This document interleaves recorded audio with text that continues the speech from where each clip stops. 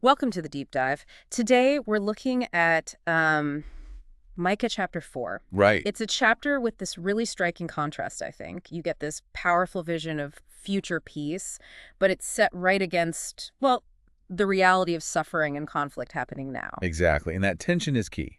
It's not ignoring the hardship. It's placing it within a bigger picture, a future hope. It makes it feel more real somehow, not just wishful thinking. Mm-hmm. It grapples with both. Okay, so let's start with that future vision. It's right at the beginning, verses 1 to 5, the mountain of the Lord's temple. It's lifted up. Yeah, elevated. Made the chief mountain, and everyone, all nations, start streaming towards it. Why is that so important? The mountain being lifted up, people coming to it. Well, it signals universal importance.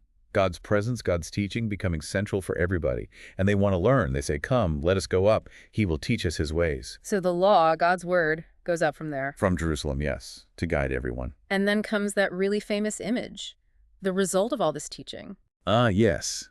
Swords into plowshares. And spears into pruning hooks. It's just incredible imagery, isn't it? Taking instruments of war, of death, and literally reforging them into tools for farming, for life. It's more than just stopping fighting. Oh, much more. It's a total transformation of, human effort. War just becomes irrelevant. They won't even train for it anymore. Wow. And the outcome for people individually.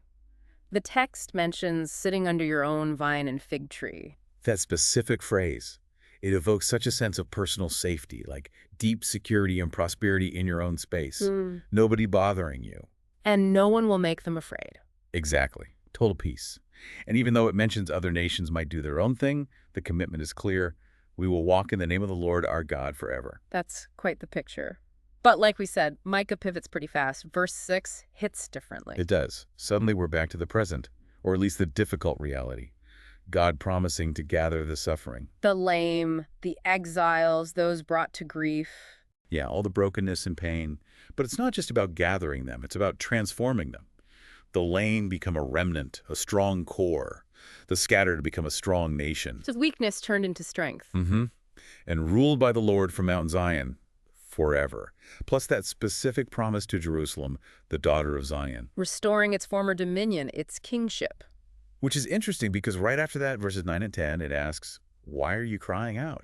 Have you no king? Has your counselor perished? It throws that present pain right in your face, that feeling of being lost, leaderless, like the agony of childbirth. Yeah, that image of labor pains is intense, and it gets very specific about the suffering to come. Verse 10. Right. You will leave the city, camp in the open field, go to Babylon. It names the place of exile. No sugarcoating it, you will go to Babylon. But then this is crucial. Right after saying that, it says, there you will be rescued. There the Lord will redeem you. So rescue in the place of suffering, not avoiding it, but finding redemption right there. Exactly. Hope isn't just after the exile. It's promised within it.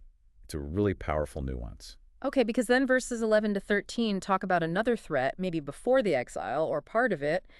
Many nations gathered against Zion. Yeah, wanting to defile it, gloat over it. They think they're winning.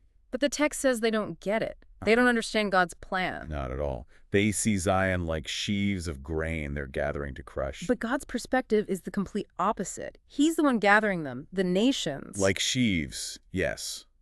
But for Zion to thresh them. Whoa. So the tables are completely turned. Totally. Zion gets empowered, horns of iron, hoofs of bronze, like a powerful ox breaking the nations apart on the threshing floor. And their loot, their wealth. It gets devoted to the Lord, not plunder for the enemy, but consecrated.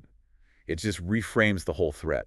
So thinking about this whole chapter, for you listening, it lays out this stark reality, doesn't it? Suffering is real. Exile happens. Threats are there.